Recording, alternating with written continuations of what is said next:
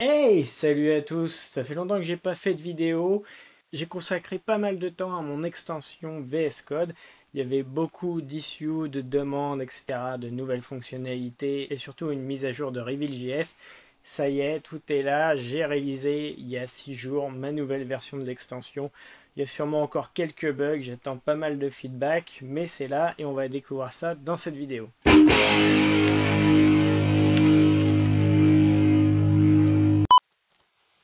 Alors, la release est là, elle date d'il y a quelques jours.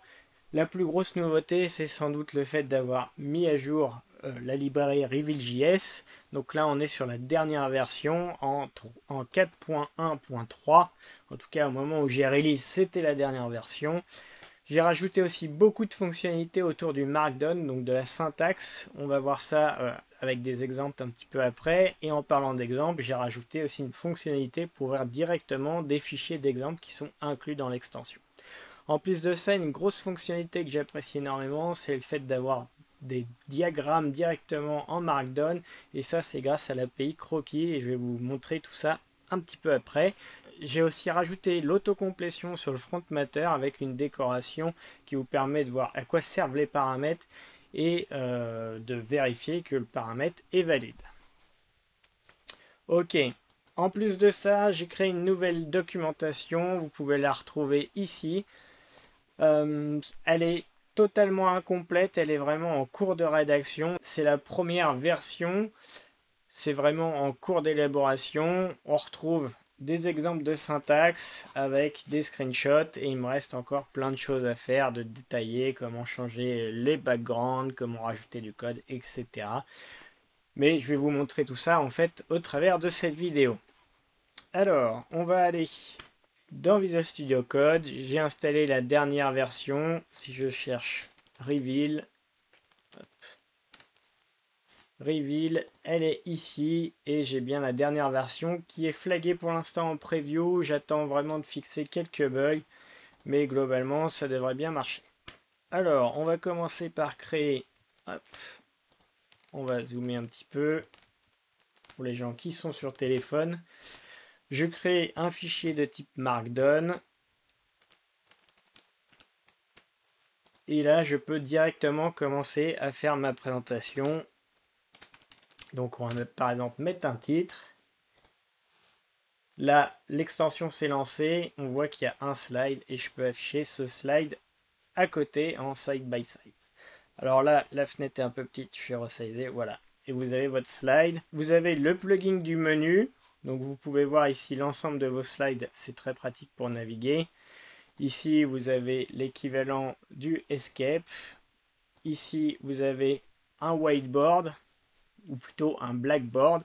Vous pouvez écrire à la craie avec les différentes couleurs, etc. Vous faites delete pour effacer. Vous avez aussi la possibilité d'écrire directement sur les slides.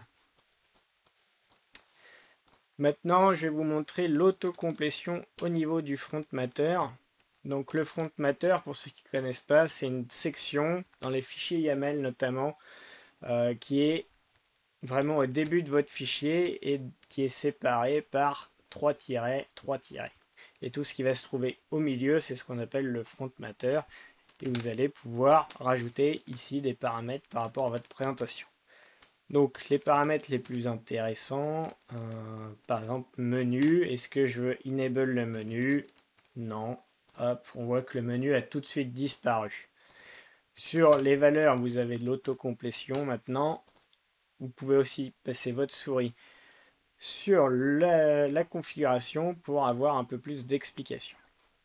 On peut changer le thème. Ici, vous allez retrouver les différents thèmes qui sont fournis de base.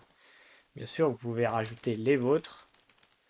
Mais ici, j'ai déjà tous les thèmes de Reveal.js qui sont inclus.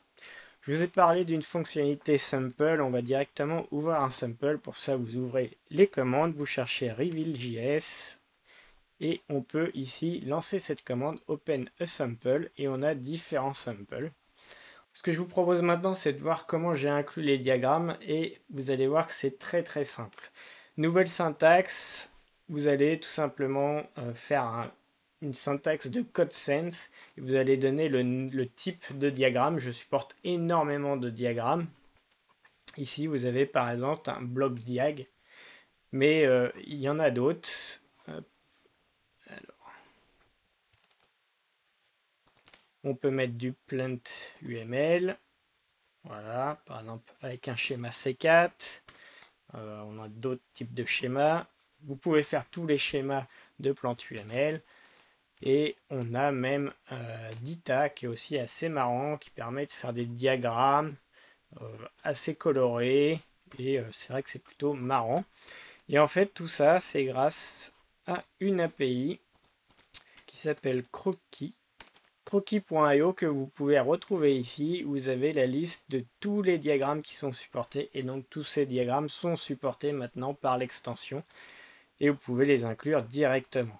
Donc, si on prend par exemple le plus connu de tous, Mermaid, un qui est très demandé. Si je prends le premier diagramme, ou plutôt le diagramme de séquence, je retourne dans VS, hop, je vais aller sur mon fichier, hello et je vais rajouter Mermaid, le diagramme, je ferme la section et j'ai mon diagramme qui est apparu. Évidemment, à vous de bien présenter pour que ça soit pas tronqué. Et voilà, là j'ai mon diagramme qui est présenté et qui s'inclut très bien dans les différents thèmes sans aucun souci.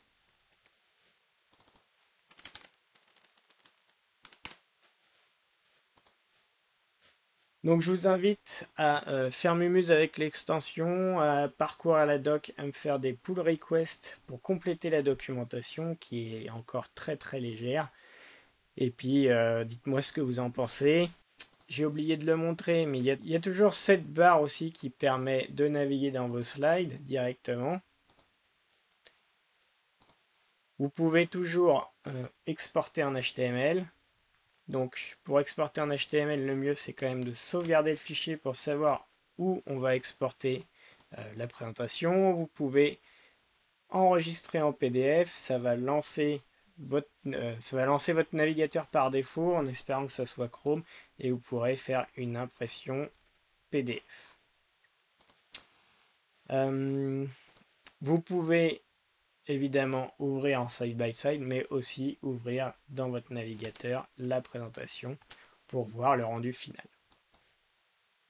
Voilà, c'est tout pour cette vidéo, j'espère que ça vous a plu. Ça m'a pris pas mal de temps à mettre à jour le code, à mettre à jour le CI, à mettre à jour la documentation.